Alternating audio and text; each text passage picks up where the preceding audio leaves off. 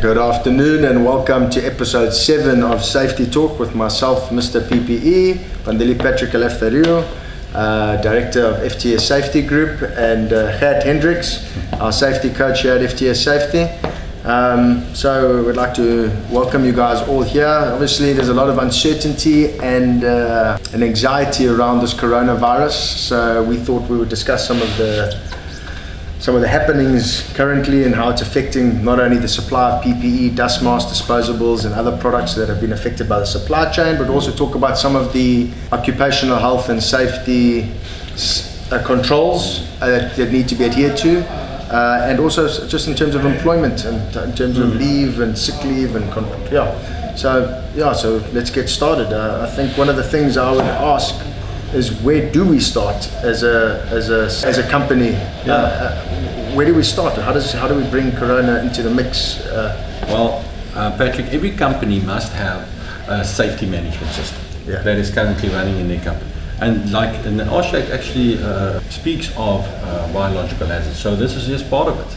So you make it part of your risk assessment. You do your risk assessment procedure and you identify the controls that you need to have. And what is so strange, yesterday we had Department of Labour here and we have the Chief Inspector here as well, and we asked him that question. So just to clarify why, he was here doing a presentation, not inspecting us. Okay. Yeah, we had a safety talk. Yeah, okay. Yeah, we had a safety talk. It's a little bit value added to our clients, and we asked that question, and it was quite interesting that the question, the solutions that they come up with is exactly the same as what we hear all over the show, on the social media and on the news and so on. And the basics is very simple. Teach your guys to wash their hands regularly, have hand sanitizers available so that your employees can wash their hands. Have a central communication platform whereby people can say, listen, I feel this, or this is a recommendation. So let's quickly touch on that quick. So to talk about the hand hygiene. So from the hospitality industry, one of the things that we had was a little timer that used to go off every half an hour, and when that timer went off, all kitchen staff would run, wash their hands, sanitize and go back to work. I mean, is that a bit of an overkill? Is that something that companies could implement?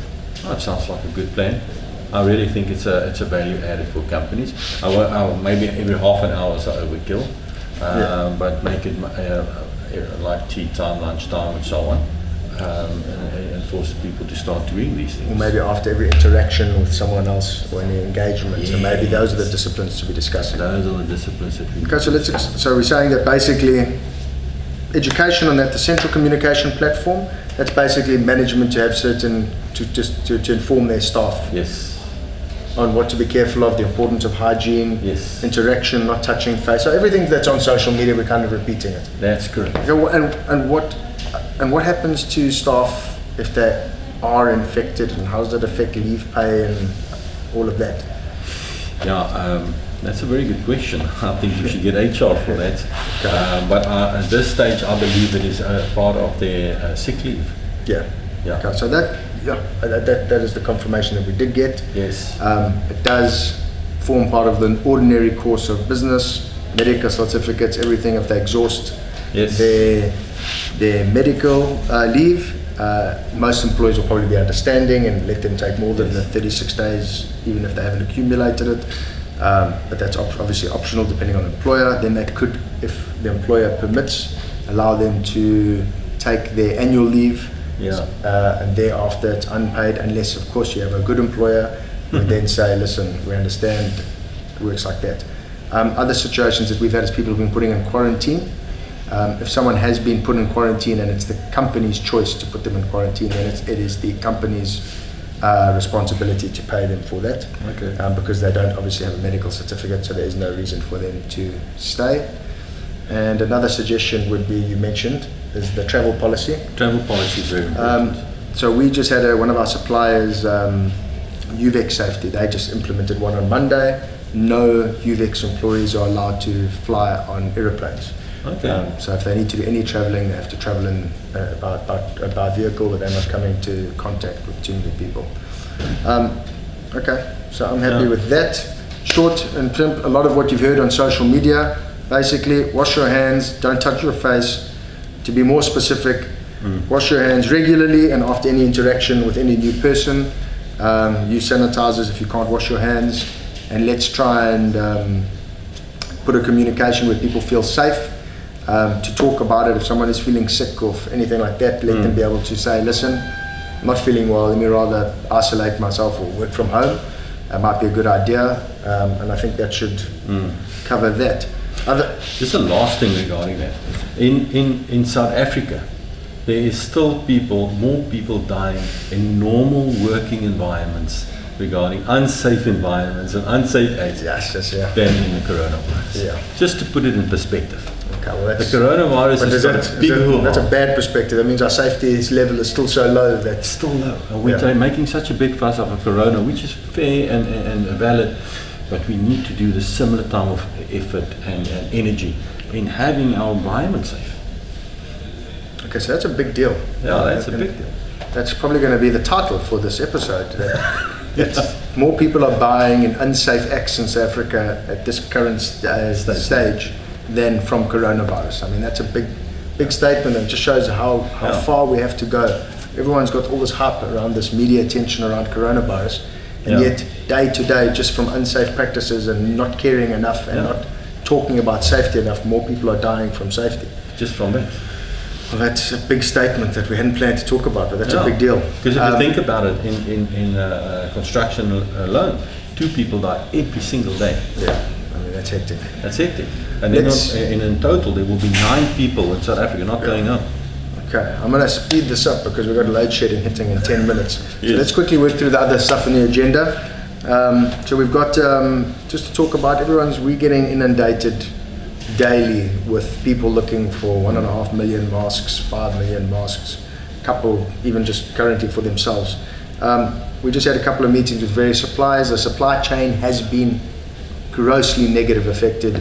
Turns out of the 5 local manufacturers of masks, 4 of them were getting their inputs from the East, so they've been affected.